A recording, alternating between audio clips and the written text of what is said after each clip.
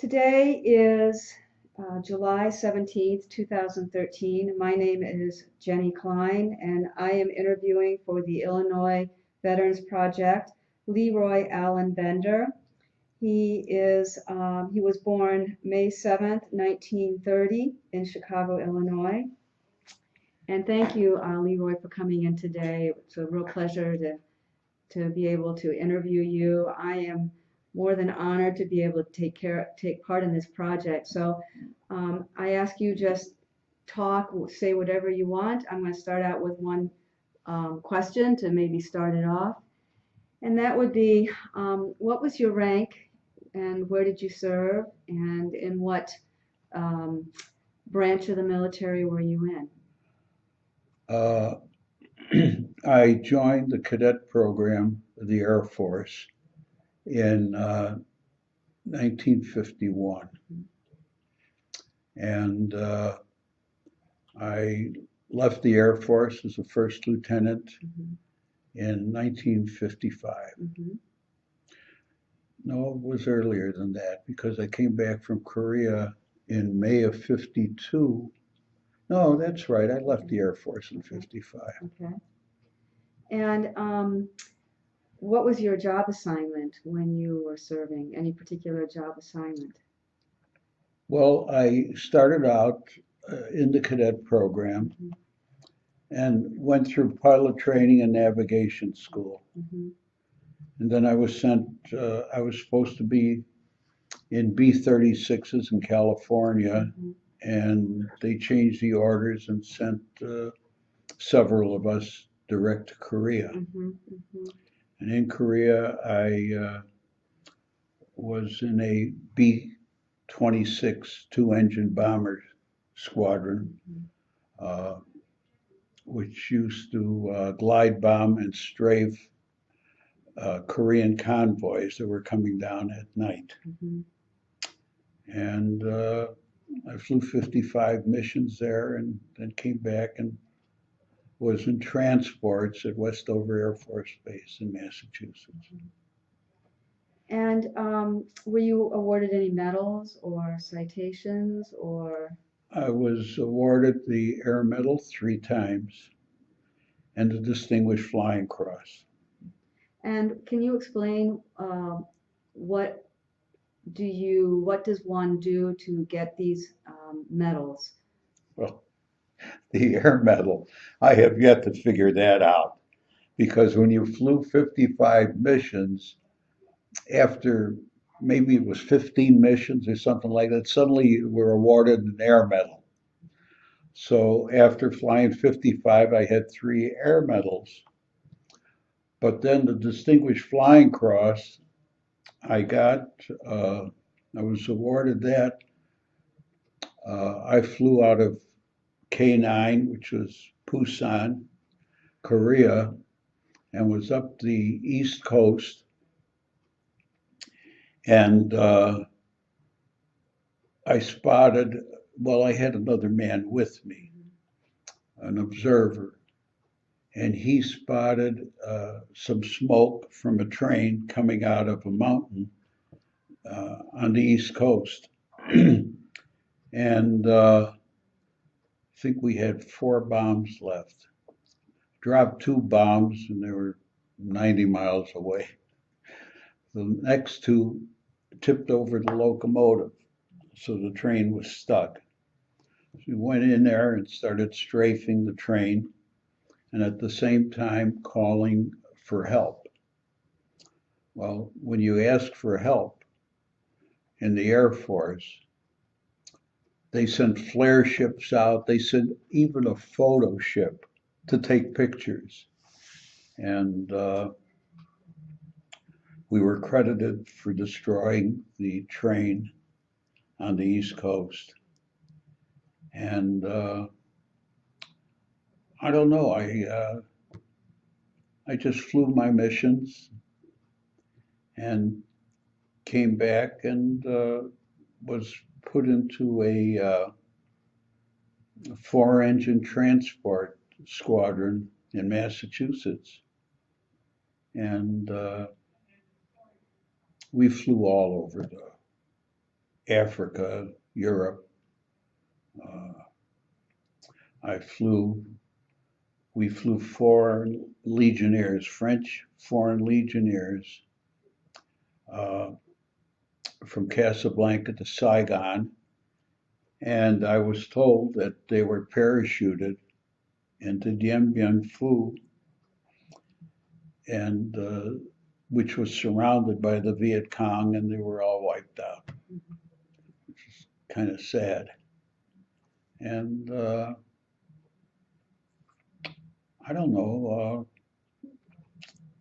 I was supposed to get out in November of '55, and I had only 2 years of college, and I wanted to go back to the University of Illinois.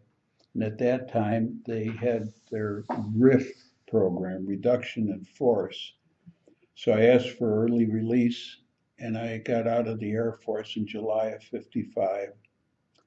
And then in late August or early September, I went down and finished my college education.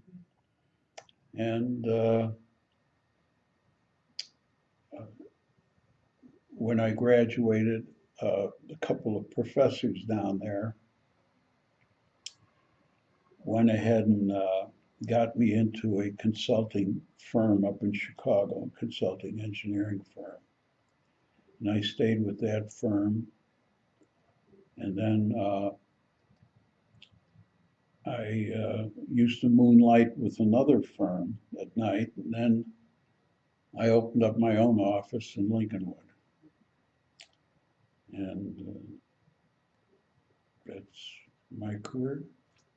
Okay, thank you. Did you keep any like personal diary with when you were in over in Korea, or any kind of or have any kind of memento with you that you carry with you? I had a little loose leaf notebook, and each mission was titled, and actually it didn't say very much. It told the number of trucks we might have destroyed, and but really didn't give any information. And then I started looking for it several times in the last few years, and I could never. I think I found one loose leaf sheet, and I think it, as I remember, it said 36, mission 36 or something like that. Mm-hmm. But I never used to keep this stuff. I just didn't. Mm-hmm. Mm-hmm. And were you able to keep in touch with your family at all when you were in battle?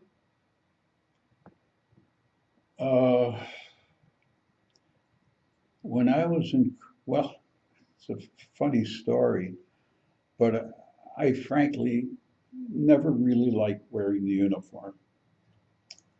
And when I was sent to Korea, well, originally they said you're going to Japan. And at that time they said the military in Japan could wear civilian clothes if you weren't on duty. So I spent all my time in Korea with a suit in my footlocker, which I never wore. And I don't know, it was, you treat it as the years go by, you treat it as another experience. Mm-hmm. Mm-hmm. And,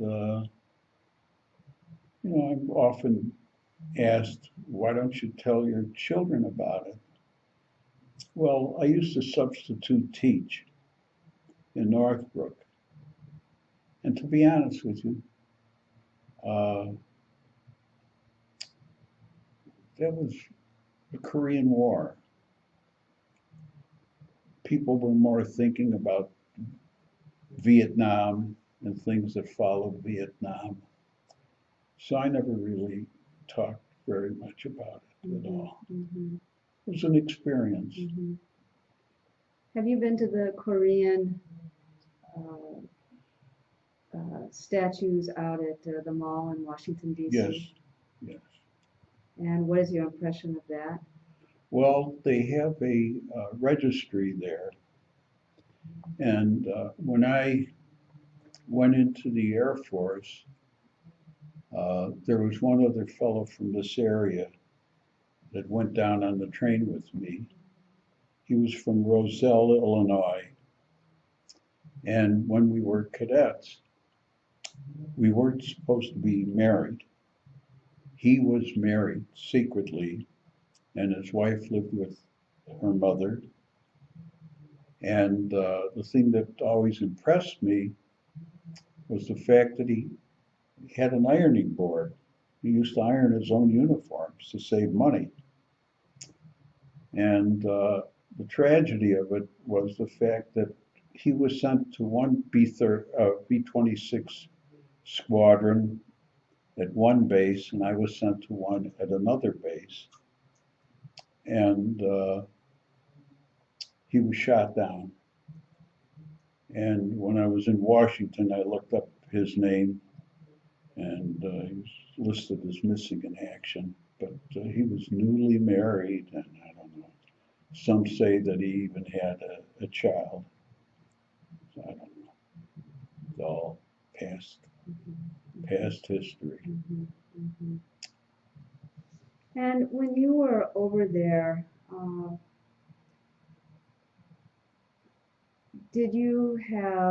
were you, I'm sure you were probably stressed out, but what was your experience when you were in the middle of combat? What was going through your mind? How did you feel? Like, what is the feelings of a soldier in the middle of doing what a soldier is trained to do? Well, it was a funny thing. My mother passed away when I was 7. And whatever I accomplished, I always felt that she was looking after me. So somehow I always had the feeling that I would get back. And in fact, some of the things were kind of foolhardily, because there were 6 times when an engine on the B-26, which had 2 engines, was shot out or failed. And you were told if you lose an engine when you go past the bomb line, to land at a certain field in central South Korea. And I always felt if I landed there, I'll never get out of there, because they don't have the equipment to repair the airplane, and they won't let it out with one engine. So I made sure that we got back to Busan even on one engine. And I don't know, somehow I always used to think of, if you don't do certain things, you have to take certain chances. And I don't know what happened in Korea. Mm-hmm. And one thing that people are sometimes curious about is what the food is like in the military. Well, I'll tell you something. I don't know how this happened, but there were 2 officers who were married and were living in Japan with the troop carrier squadron, and they were always in trouble. So they sent them to Korea, and they were in our squadron, my squadron. And how they allowed them to do that, I'll never understand. They brought 2 dogs with them. They built a doghouse, and the dogs lived on the base with us. And I don't know, that it just seemed to be, it didn't even seem to be a military life, because we lived in a barracks that was divided in 3 sections. And the shower and latrine were in a separate building. So the guards were all South Korean troops. So you made sure that when you left your barracks to go to shower, you carried a white towel with you because they didn't understand English. And there were a number of times where, I don't know if it happened to me, but where some of the fellows said they picked up their rifles and they couldn't seem to identify that they were Americans going to the showers. And they never shot anybody, but it was strange because they try to use as many Korean soldiers as possible to relieve the Americans. Interesting. And do you keep in touch with any of your friends from anyone that you serve with? From No, no, you don't keep in touch with them. Okay. And when you went back to school, did you use the GI Bill? Yes. The GI Bill? Okay. yes. That's good. It's always nice to know that that was there for Oh, your yes. disposal. And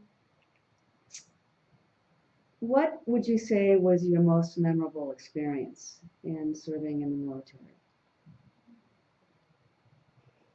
And if you have more than one, please share.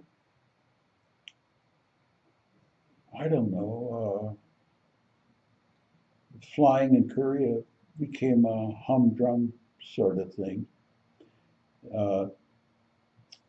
I think there were 6 or 8 roads in North Korea that the enemy would send convoys down at night.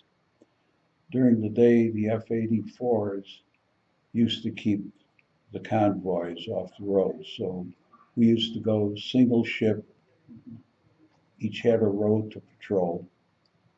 And you were really up there maybe not more than 30 minutes because it took so long to fly up and back from Busan. And the thing that bothered me, and there are times when it still bothers me, because here were convoys coming down with North Koreans. We were shooting them up and obviously killing a lot of people. And I mean, these are people that had families too. In fact, there's a story that someone told me that really bothers me. He was in World War II on a destroyer, and they shot down a Japanese airplane.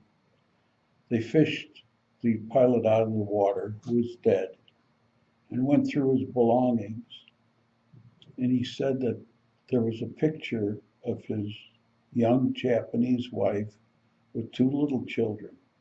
And he said it just changed his life completely.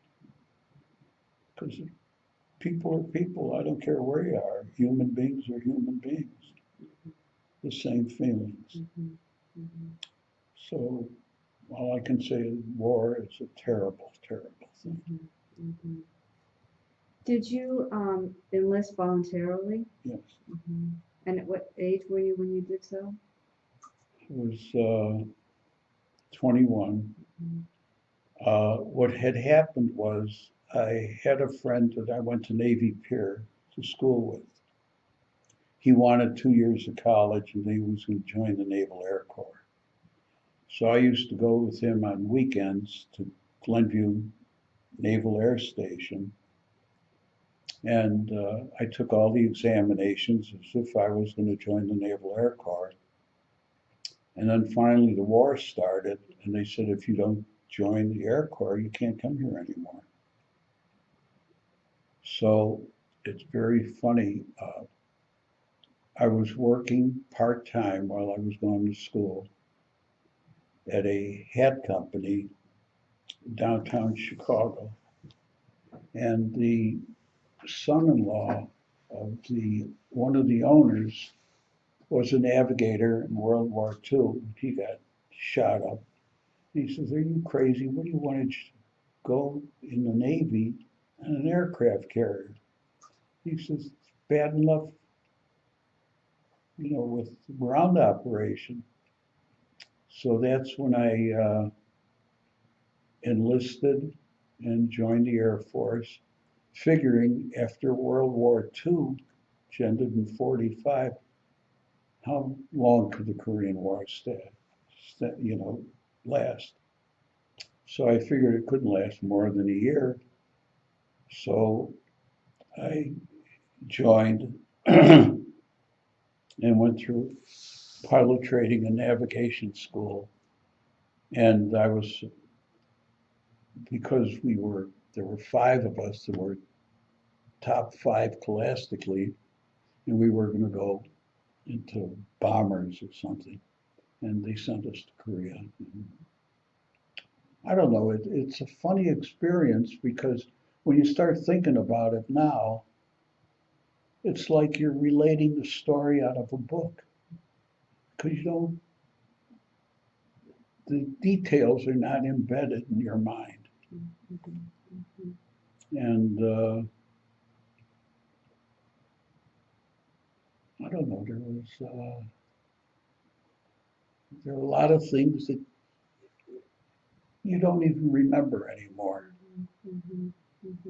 Maybe you're better off not thinking about it. But would you have enlisted had you known what you were going to be going through?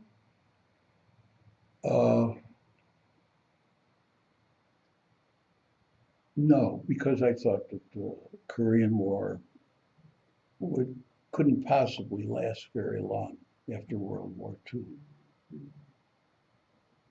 So, no, I didn't expect to go to Korea. In fact, after 30 days leave, after getting commissioned, I got a 30-day leave. And before going overseas, I knew I was going to Korea. My father asked me, where are you going? I said, Japan. Because he didn't have to know where I was going. And like I say, it's an experience that you put in the back of your mind. And it's like, I don't know, it's like an experience. You went through college, and that was an experience. High school was an experience. The Air Force was an experience. Korea was an experience. And you get through it all. And I can't say you forget about it, because there are times at night when I think about it in my sleep. Not often. And I'm sure I'm not the only one. So it's not unique. So when you came back, did you share your stories, or when did you start talking about your experiences?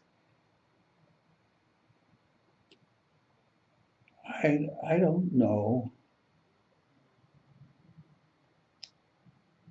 if I really talked much about it. If I did, I don't remember. Don't remember it at all. And what would you say is one of the positive things that came out of your experience as serving for the United States? Well, when I went into the Air Force, the furthest I had been out of town, out of Chicago, was South Haven, Michigan. I had no money. I was as green as you could possibly be. And I would say I grew up in the Air Force. And I don't know what more I can say, except that as I sit here and talk about it, it just seems to be just another phase of life that you go through. That's all. You don't really dwell on it too much. Has anybody ever come up to you and thanked you for serving your country? I don't know. I don't. With the exception of coming here once a month, I have no involvement with anybody in this at all. Well, do you have any other thing you would like to share or any other experience? Anything that stands out? Well, there was a time when I used to say that when graduates get out of high school, it's impractical because a year is too costly for the government, but they should spend a year in the service. And that's where you grow up. There's no question about it. And I think to myself, I was as green as could be. And if I hadn't been there, I don't know, what would my thinking be today? I don't know. And your overall impression of war? War is a terrible thing, but as long as there are human beings on the face of this earth, you'll always have war. And what disturbs me more than anything else is the United States, by having missions all over the world. Somehow I have a feeling that to some degree we instigate some of this. Not purposely, but if you were a government official in, say, Afghanistan or Pakistan, why would you want Americans there telling you what to do? And here, how did we get Osama bin Laden? What we actually did was very illegal. We sent in and into Pakistan and killed him. He had no business being in Pakistan. They're a sovereign nation.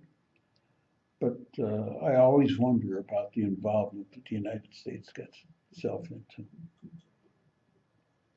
Well, I wish to thank you for taking time to speak with me today and participating in the Veterans Project. And like I said earlier, I feel very honored to be able to interview the veterans. And if there's anything further you'd like to say, you can take the opportunity. No, I just hope that somehow